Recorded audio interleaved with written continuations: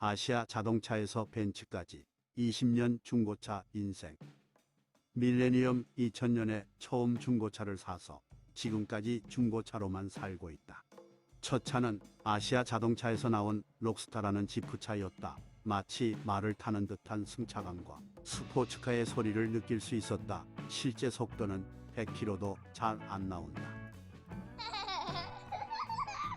그 후 현대전공에서 수입 조립한 산타모 LPG를 몰았다. 매우 실용적인 글로벌 베스트셀링카였다.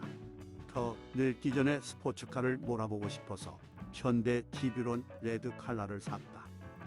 이 차는 완전 쓰레기였다. 3개월 만에 다시 팔아버리고 산타페 오리지널을 1,300만 원을 주고 3만 킬로 탄 거의 새 차 같은 중고를 타서 6년 정도 몰고 2년 전에 300만 원에 팔았다.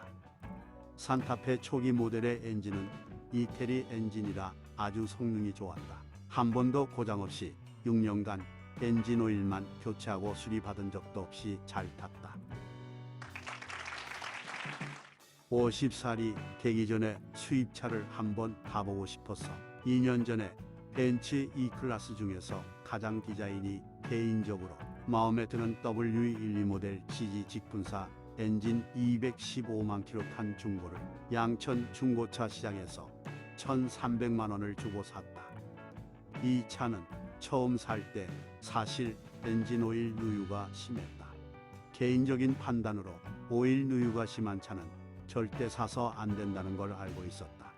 그런데 왠지 이 차가 끌렸다. 마치 인연이 있는 것처럼.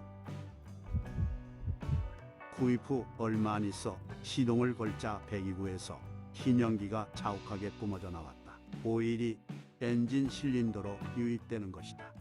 유튜브를 다 뒤져보았다. 벤츠 E클래스 W12는 전 세계에서 가장 많이 팔린 중형 세단이라 수리에 대한 정보가 상당히 많다. 어떤 해외 유튜버가 흰 연기가 나오면 터보 연결 파이프에 있는 반저 볼트를 바꿔보라고 했다. 반저 볼트는 3만 원 정도면 센터에서 구매할 수 있었다. 공임나라 정비소에 가서 몇만 원을 주고 반저 볼트를 바꾼 후 배기구 흰 연기는 잡혔다. 센터, 외부 정비소 등에서는 모두 엔진을 뜯어서 봐야 하니 수백만 원이 들 수 있다고 개구라를 쳤다. 아마 대부분은 10년이 된 벤츠니까 큰 고장이라 생각하고 수백만 원을 들여서 고쳤을 것이다. 그럼에도 수리가 제대로 이루어지지 않았을 가능성도 크다고 본다. 그 후에는 냉각수가 새기 시작했다. 양천구 중고차를 많이 고쳐주는 뱃백모터라는 곳이 있다. 매우 불친절하지만 싸게 고쳐주기로 유명하다고 해서 수리를 맡겼는데 멀쩡한 냉각수 호스, 흡기 호스를 20만 원 가까이 주고 교체를 했지만 냉각수는 여전히 조금씩 샜다. 눈탱이 맞은 것이다. 나중에 알고 보니 냉각수는 터보 위에 있는 플라스틱으로 된 파이프가 노후되어서 새는 것이었다. 플로바이 파이프라고도 부르는 것이다. 인터넷 해외 직구로 5만 원도 안 하는 저렴이 부품으로 수리비 역시 5만 원이면 고칠 수 있었다. 그 후 캠 포지션 센서, 에어 온도 센서 등이 노후화로 문제를 일으켰지만 센서 역시 해외 직구하면 몇만 원 안 하는 저렴이 부품들이다. 공임도 그리 비싸지 않는 수리 품목이다. 이런 센서 교체는 사실 센터에서 해도 그리 비싸지는 않다. 근 2년 가까이 타면서 고치지 못한 가장 큰 문제는 처음부터 알고 있던 엔진 오일 누유였다. 주차를 하면 바닥에 흥건히 고였고 매달 500ml씩 보충을 해줘야 했다. 엔진 오일은 저렴해서 1년 동안 보충해봐야 2만 원도 안 하니 그냥 보충하면서 타려고 했다.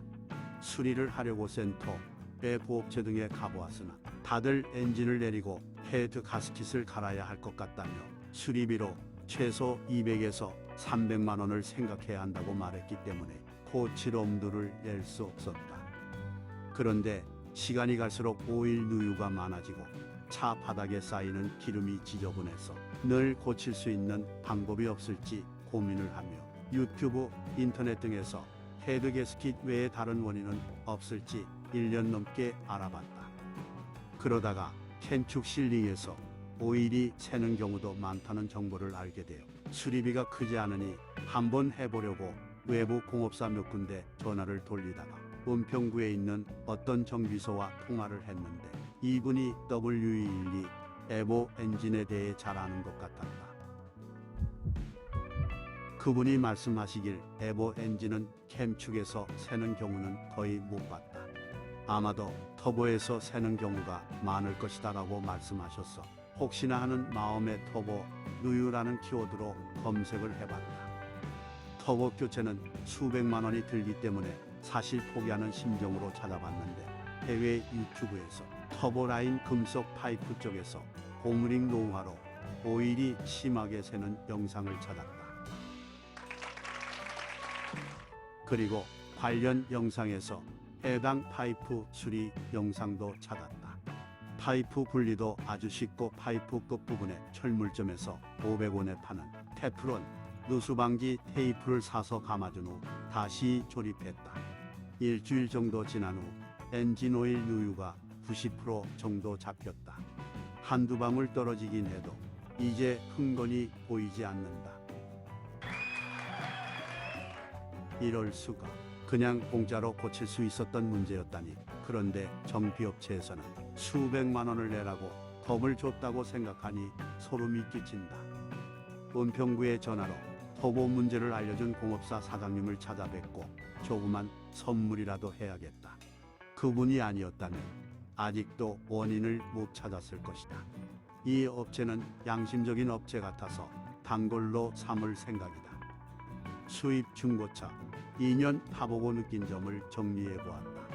첫째, 반드시 세계적으로 많이 팔린 차종을 사야 한다. 그래야 부품 구매, 수리 정보 등을 쉽게 구할 수 있다.